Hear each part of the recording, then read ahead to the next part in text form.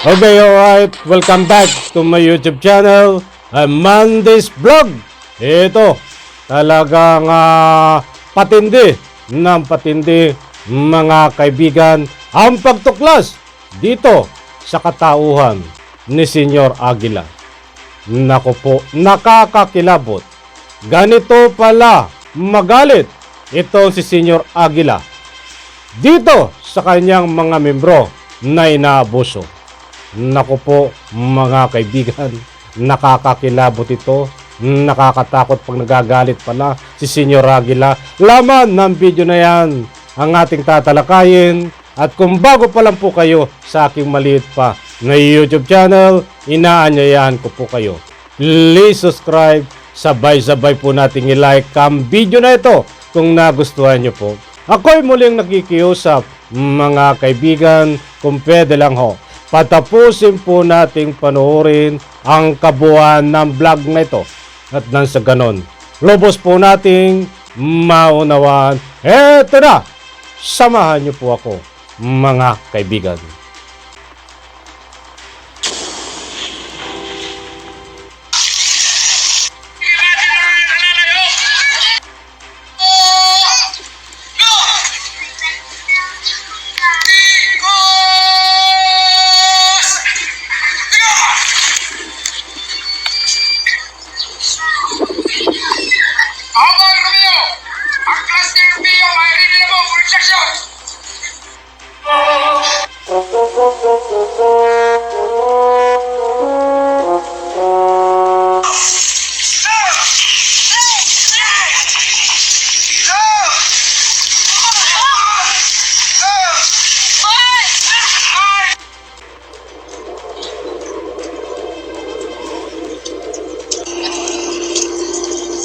Pagtindog ang buong arte, butangin na yung arte pagtindog.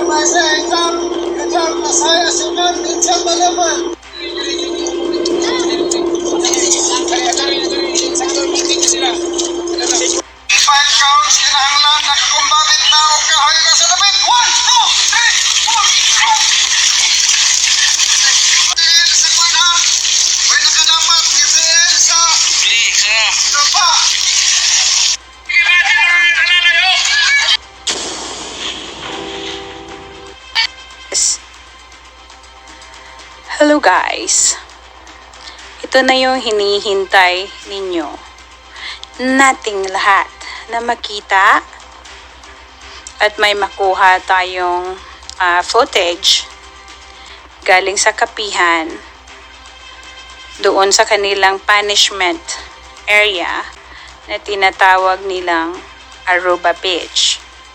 So, dito nila ginagawa yung pagpapanish ng mga taong hindi nakakasunod sa kanilang pinapagawa sa kanila, or kung malate sila sa kanilang formation early in the morning.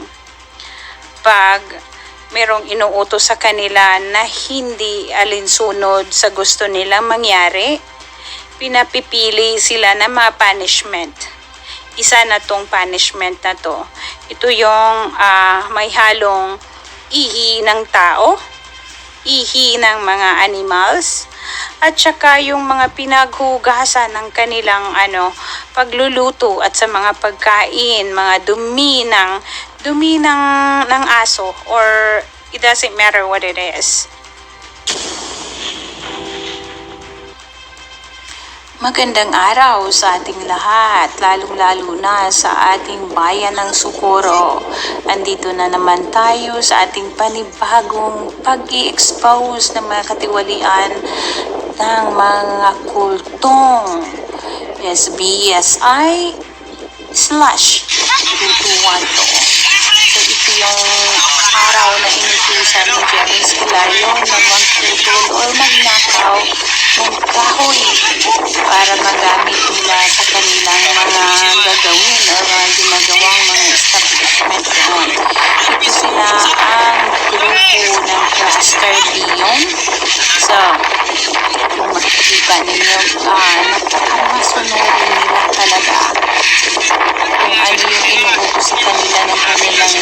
lahat sila tulong-tulong. Siguro naman, kung hindi sila susunod sa mga gustong ipagawa sa kanila, sila ay mailulublog din doon sa Aruba Beach or tumakbo sa kabundukan na merong dala-dalang sandbag. So, lalagyan ng buhangin yung kanilang mga bag, mga kaibigan. So, ito yung episode na kanilang pagnanakaw ng kahoy na hindi naman sa kanila. So, the Curious Family, look at Okay, alright. Ito na naman tayo mga kaibigan. At marami ang ating bibigyan dito ng kaunting linaw.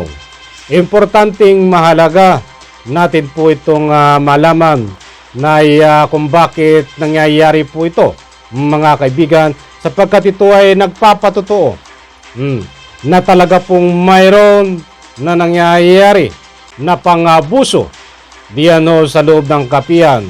Maraming nangyayari na illegal na gawain. Datapuat sa puntong ito. Sa rolling ng video po na yan, ay importante po nating mahalaga na malaman na ito ho ay talaga pong nakakaalarma mga kaibigan. Marami ho ang paglabag dito na nagawa nitong pamunuan ng kapihan. At sa punto pong yan ay makikita po natin diyan sa rolling ng video. Bibigyan po natin ng pagtatalakayan at kung hindi ho natin matatapos ay pasensya na po. At shout out at maraming salamat muli. Ipahintulot ang paggamit ko ng inyong video clips. Dayan na Dantes, maraming salamat po. Eto, alam nyo ho, ako ay nandito rin lang tayo sa usapin na training. Na ika nga po, ito ay kung tawagin ay parang ginagaya nila sa ika nga sundalo na training, pulis, ba't hindi naman ho nila magaya? Malayo ho. Tayo po ay based on my own experience, tayo rin po ay tapos ng iba't ibang training. Galing po tayo sa Philippine Air Force before ng 32nd Air and Science and Tactics. Nagtapos po tayo diyan sa Clark Air Base, Pampanga ng Philippine Air Force. Kaya't alam ko po kung gaano po kahirap ang training na mga ginagawa po nito na kalukuhan mga kaibigan. Talagang matindi itong si Senyor Aguila ay dito pa lang po. Kahit dito lang po. Wala nang ibang kaso. Kung ito po ay susuriin, bibigyan ng pansin ng mga nakikita po natin sa video, siya po dito ay talagang mapaparusahan. Kahit dito pa lang po ito. Sika nga po kaso na ito. Dito sa video na ito, mga kaibigan. Bakit po natin nasabihan? Unang-una, ano po ang karapatan ni Senyor Aguila na magpa-training ng ganyan? Ano po ang karapatan ni Senyor Aguila na kapag nagkakamali ang kanyang mga tauhan o nalilit man o anumang pagkakamali, may pagkakamali daw mga kaibigan, talagang matindi ito, may nalalaman pagkakamali, ay alam naman, nako po, ayaw ko nang sabihin nakakagigil to si Senyor Aguila di ba? Kahit magulang ay wala hong karapatan na ganyanin ang ika nga po ang isang bata, ang isang iyong anak. How come na nagagawa ito ni Senyor Aguila? Walang karapatan dito in one word, Senyor Aguila, na gawin ito. Sino ang may karapatan lamang na magkaroon po ng klaseng ganyan training? Mga kaibigan, hindi po lahat na ganyan ang training sa PNP. Mayroon pong similarity mga kaibigan.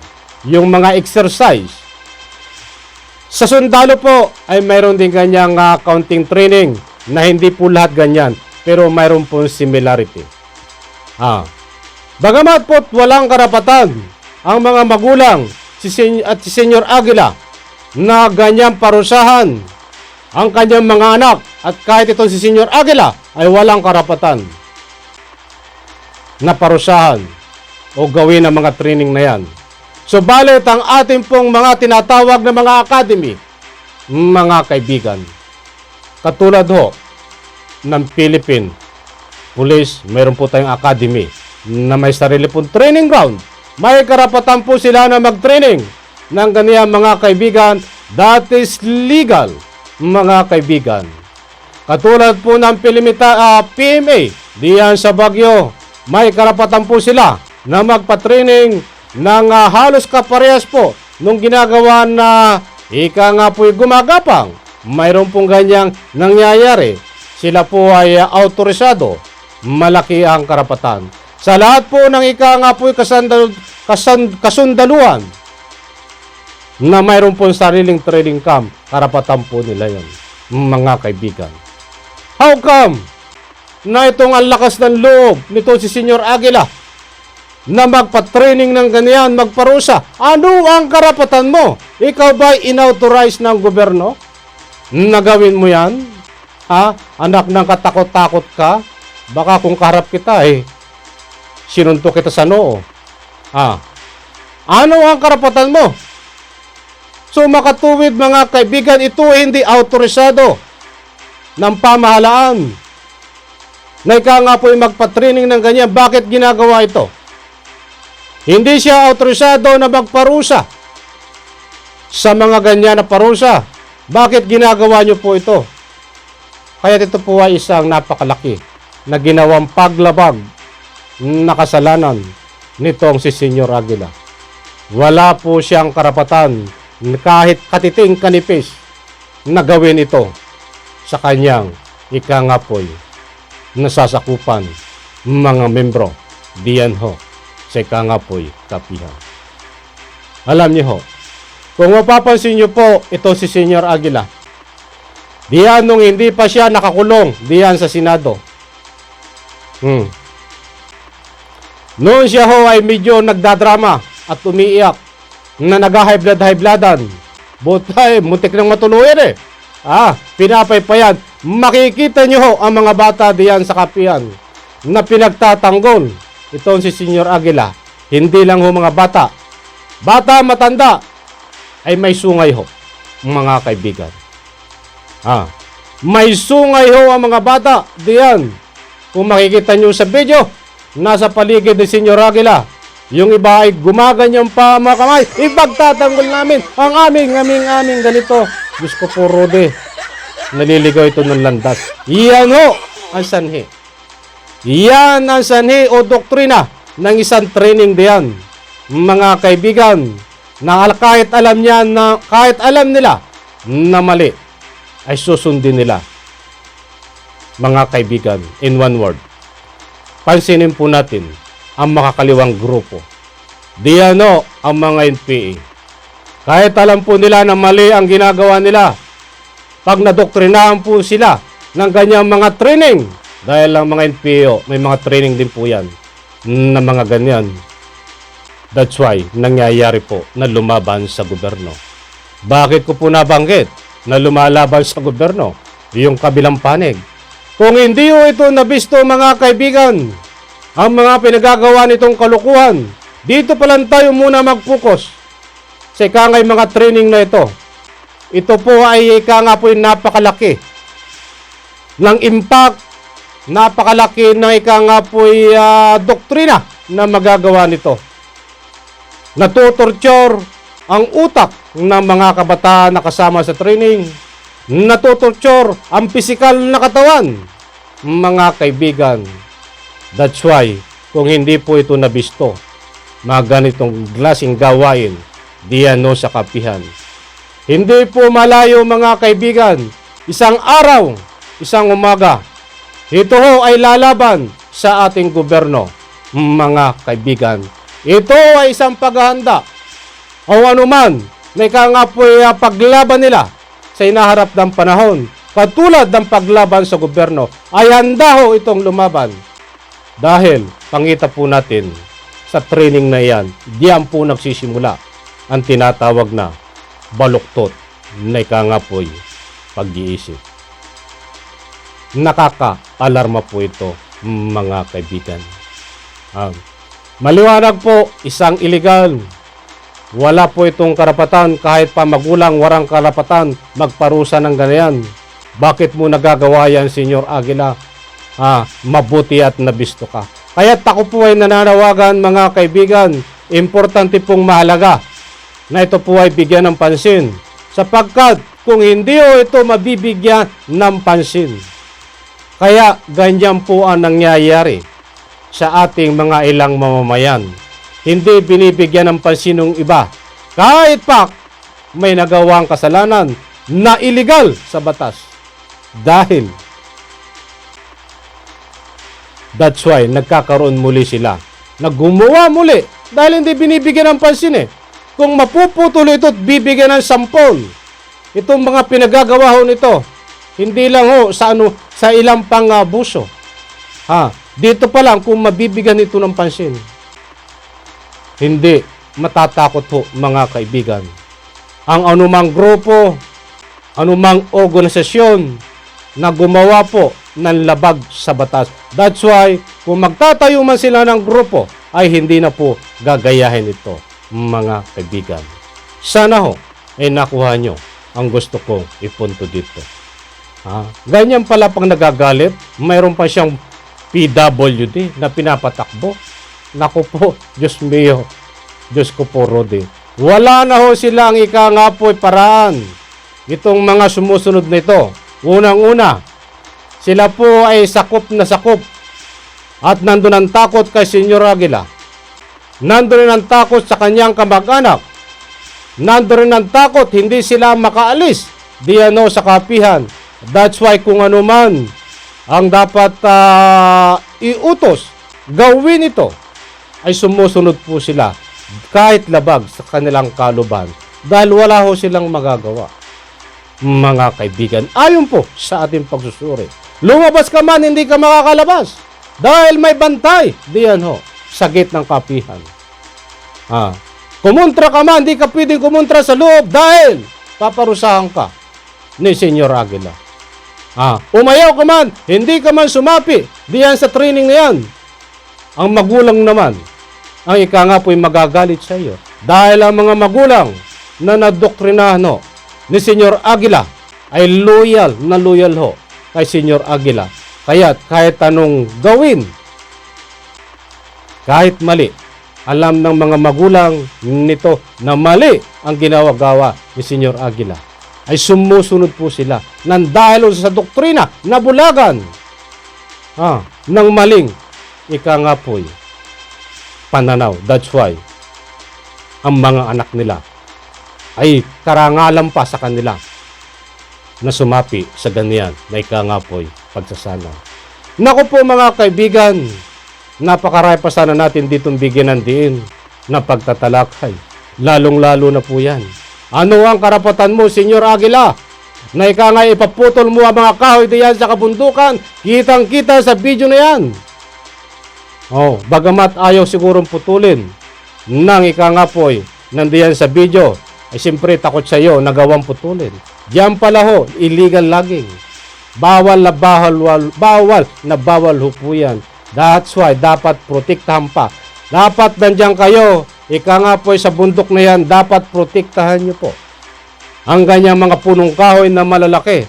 Dahil yan ho ang magliligtas sa ating kapwa mamamayan. Hindi ikaw ang magliligtas, Senyor Aguila, kalukuhan mo. Ang mga puno na yan ang tunay na magliligtas. Pag dumating ay ikangay malaking pagbaha dahil sasanggahin yan. But sinasabi mo ikaw magliligtas, kalukuhan mo yan. Baka gusto mong gapusin kita at isisilid kita sa sako, Senyor Aguila. Mga kaibigan, napasensya na po at kulang na tayo sa oras. Alam kong biting kayo. Marami pa na dapat natin ditong bigyan ng pagsusuri. Sa susunod po natin vlog, bigyan po ulit natin ito ng pagkataon na matalakay. Ang importanteng mahalaga, mga kaibigan, yan po ang nagaganap na actual video diyan sa kapihan, sapagkat diyan sa Senado ay tinatanggi nila na wala ho daw nangyayari na pang-abuso, pagpaparusa diyan ho sa kanya mga membro. wala daw ho nangyayari na training, mga kaibigan. Ay ano ito? Senior Aguila, iyang nasa video na yan. Hindi ba training yan? Ang anak ng hinayo pa ka, pati taong bayan, lolokohin mo. Alam nyo, ay mahabang talakayan nito, saka na. Alam kong mabibitin lang kayo. Maraming salamat po. Gusto ko sana itong talagang talagang isilid sa sako si Senior Aguila Pasensya na po Saka na po natin talakay ito at kukulangin tayo sa oras. Maraming salamat po at pagpalain tayo lahat. Humanda ka, Senior Aguila. Mayroon pa akong ibibigay sa iyo. Napapalakpakan kita, Humanda ka at papalakpakan kita, mga kaibigan, Pagpalain po tayo lahat dyan po sa comment section. Ay magbigay po tayo ng ating public opinion. Pag may pagkakataon, huwag po kayong matakot. Karapatan nyo po yan. Sabay-sabay po nating i-like ang video na ito. At sa lahat po ng hindi pa nakakapanood doon sa aking mga upload, ilang hours na po ang nakakaraan.